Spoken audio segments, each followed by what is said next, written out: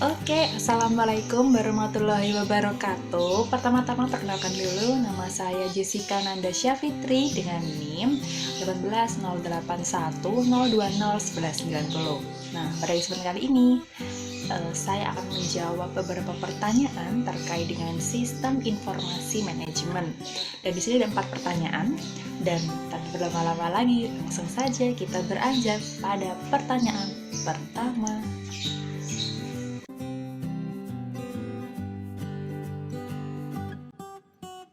Pembahasan pertama tentang teknologi sistem informasi manajemen atau SIM yang sering digunakan. Jadi, dari pertanyaan pertama terkait dengan sistem informasi manajemen yang sering saya gunakan, salah satunya adalah Shopee. Ya, Shopee adalah platform perdagangan elektronik yang berkantor pusat di Singapura di bawah pimpinan SEA Group. Shopee ini berdiri pada tahun 2015 pertama kali di Singapura, dan sejak saat itu Shopee ini memperluas jangkauan ekspansinya ke beberapa negara seperti Malaysia, Thailand, Taiwan, Indonesia, Vietnam, dan Filipina. Karena elemen mobile yang dibangun sesuai konsep perdagangan elektronik global, Shopee ini menjadi salah satu dari 5 startup e-commerce yang paling disruptif. Dibandingkan dengan situs belanja online lainnya seperti Tokopedia, Bukalapak, OLX, Blibli, JD.ID, dan lain sebagainya, Shopee ini termasuk salah satu yang termuda loh. Namun, dengan promosinya yang gencar, Shopee mampu berdiri sejajar dengan pesaing-pesaingnya. Dan Shopee sendiri merupakan bagian dari e-business dan e-commerce yang saat ini sedang naik daun di kalangan masyarakat. Ini dikarenakan pemanfaatan teknologi sistem informasi yang baik dan mengikuti zaman, sehingga Shopee mampu bersaing dalam dunia bisnis.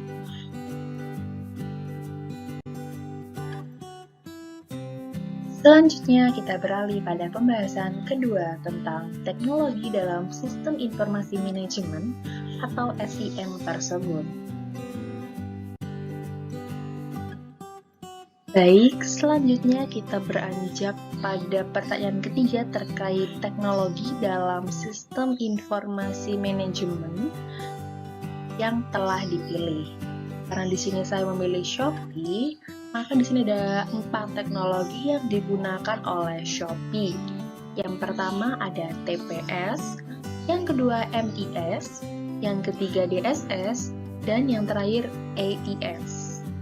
Untuk teknologi pertama, yaitu TPS atau Transaction Processing System, adalah sistem informasi yang terkomputerisasi yang dikembangkan untuk memproses data dalam jumlah besar untuk transaksi bisnis rutin seperti daftar gaji, inventarisasi, dan lain sebagainya. TPS ini berfungsi pada level organisasi yang memungkinkan organisasi bisa berinteraksi dengan lingkungan eksternalnya. Data yang dihasilkan oleh TPS ini dapat dilihat dan juga digunakan oleh manajer untuk mengambil keputusan. Sistem ini bekerja pada level operasional. Input pada level ini adalah berupa transaksi dan juga kejadian yang ada dalam Shopee. Proses dalam sistem ini meliputi pengurutan data, melihat data, dan juga memperbarui data. Sedangkan outputnya dari input dan juga proses tadi adalah berupa laporan detail, daftar lengkap, dan juga ringkasan. Pada studi kasus Shopee ini, yang merupakan TPS-nya adalah Customer Service sebagai resepsionis dan Customer Relation Officer. Yang kedua adalah penjual. Penjual ini juga terlibat dalam proses transaksi yang ada. Penjual dapat memperbarui data dari produk-produk yang dijualnya, seperti memberikan diskon, lalu promo flash sale, atau live di Shopee, dan lain sebagainya. Selanjutnya yang ketiga yang berperan sebagai TPS adalah pembeli. Pembeli ini ikut terlibat dalam proses transaksi yang ada. Pembeli dapat menanyakan hal-hal terkait dengan kejadian yang ada di Shopee, baik transaksi maupun pertanyaan-pertanyaan lainnya yang terkait dengan Shopee. Yang keempat adalah finance. Bagian finance ini melakukan pengelolaan keuangan perusahaan dan juga melakukan penginputan semua transaksi keuangan yang terjadi di Shopee. Dan yang terakhir adalah QC atau Quality Control. QC ini berperan untuk memantau produk-produk yang dijual oleh seller yang tergabung dalam Shopee dan bertanggung jawab untuk memperoleh kualitas terbaik dalam produk dan jasa perusahaannya. Teknologi kedua yang digunakan dalam sistem informasi manajemen yang dipilih, yaitu Shopee, adalah MES. MES ini merupakan singkatan dari Management Information System. MES ini mendukung spektrum tugas-tugas organisasi yang lebih luas dari TPS, dari teknologi pertama yang telah dibahas tadi, termasuk analisis keputusan dan pembuat keputusan. MES ini menghasilkan informasi yang digunakan untuk membuat keputusan, dan juga dapat membantu menyatukan beberapa fungsi informasi bisnis yang sudah terkomputerisasi atau berbasis data. Pada Shopee, yang merupakan MES adalah yang pertama ada Marketing Officer, yang melakukan optimasi di Shopee di mesin pencarinya. Yang kedua juga melakukan optimasi di sosial media dan bertugas membawa kemajuan dalam hal marketing untuk perusahaan. Selanjutnya kita beralih pada teknologi ketiga yang digunakan dalam Shopee, yaitu adalah DSS. DSS ini merupakan singkatan dari Decision Support System. DSS ini hampir sama dengan MES karena sama-sama menggunakan basis data sebagai sumber datanya. DSS ini bermula dari MES karena menekankan pada fungsi pendukung pembuat keputusan di seluruh tahap-tahapnya.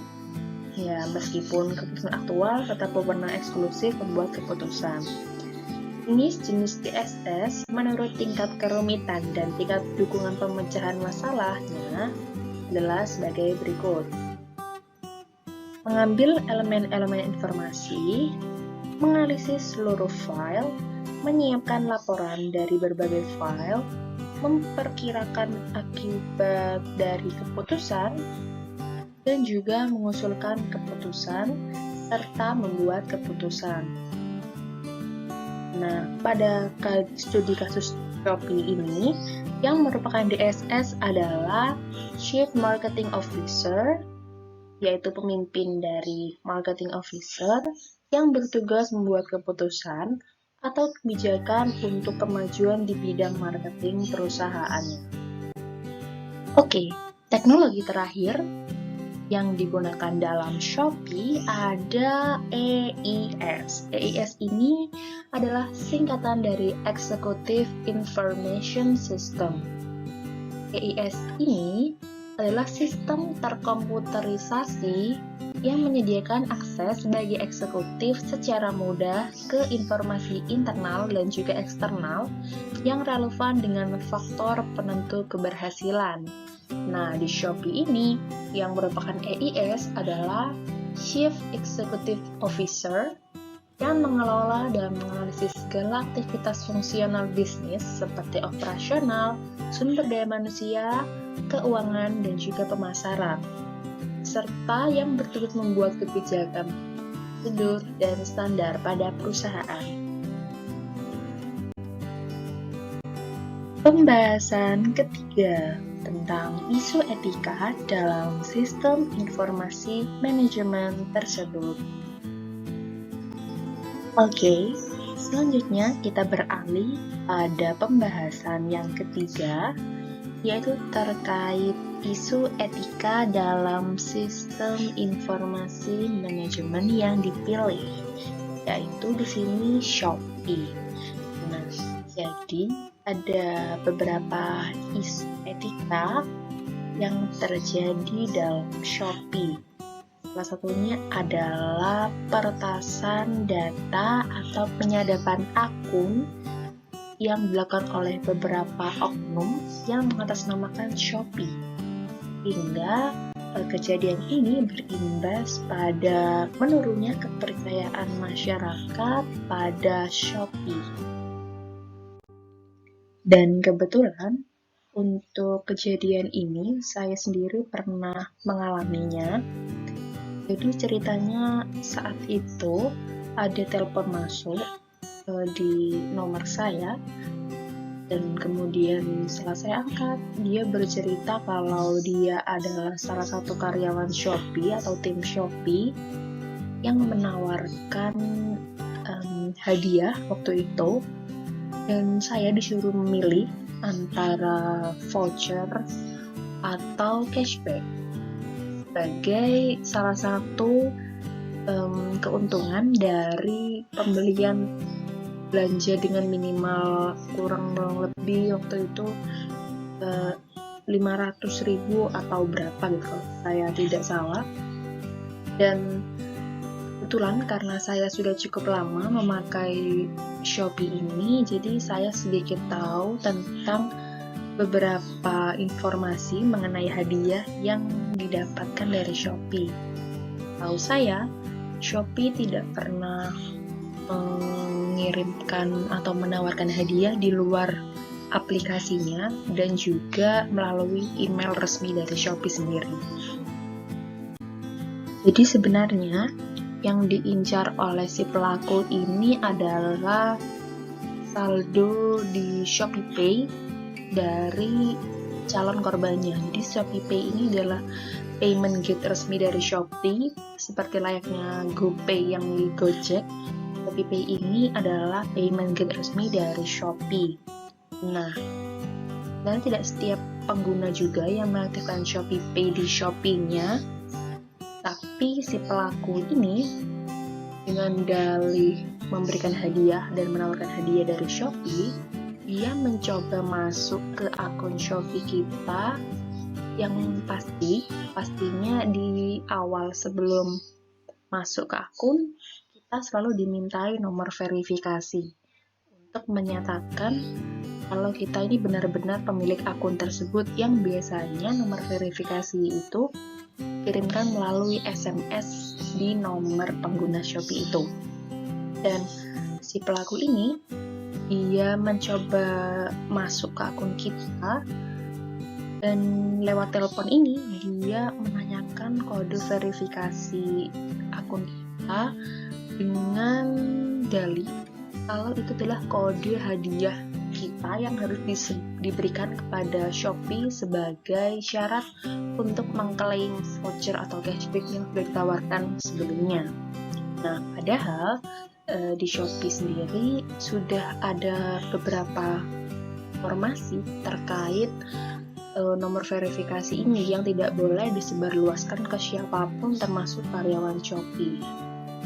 Pada saat itu saya untungnya tidak tertipu, saya waspada, dan kejadian itu alhamdulillah tidak merugikan akun Shopee saya, karena juga pelaku tidak berhasil membobol akun saya. Dan kejadian ini tidak hanya terjadi sekali, namun terjadi berkali-kali pada nomor saya, pada nomor yang sama.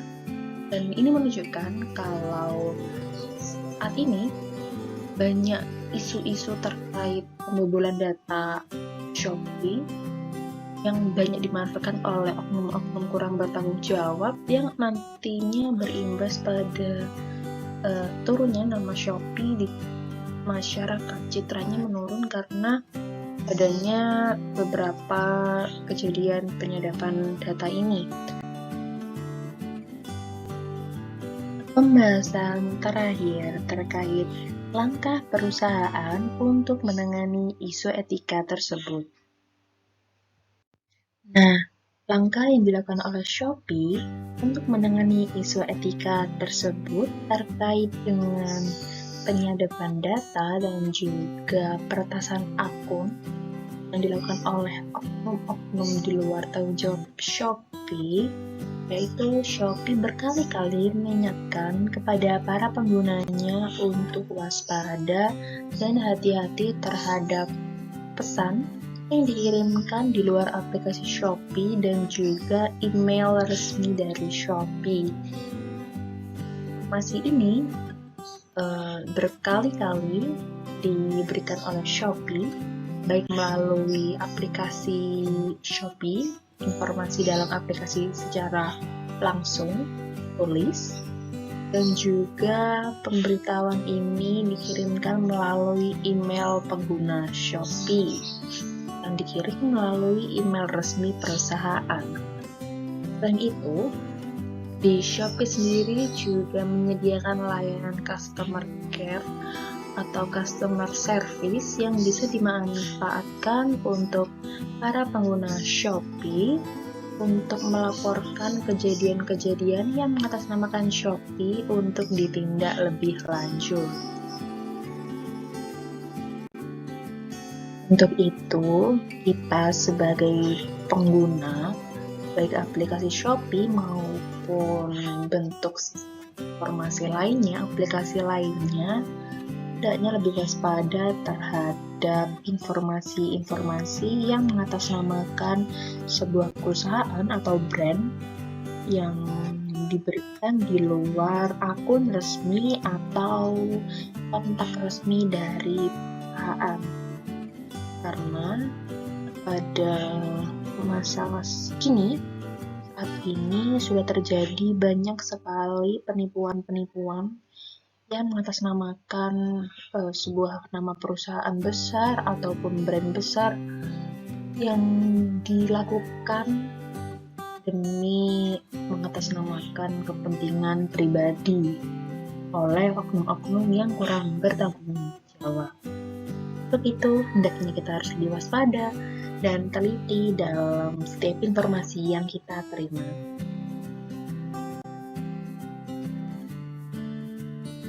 Oke, saya pikir cukup sekian yang bisa saya sampaikan. Kurang lebihnya mohon dimaafkan. Sekian saya akhiri. Wassalamualaikum warahmatullahi wabarakatuh.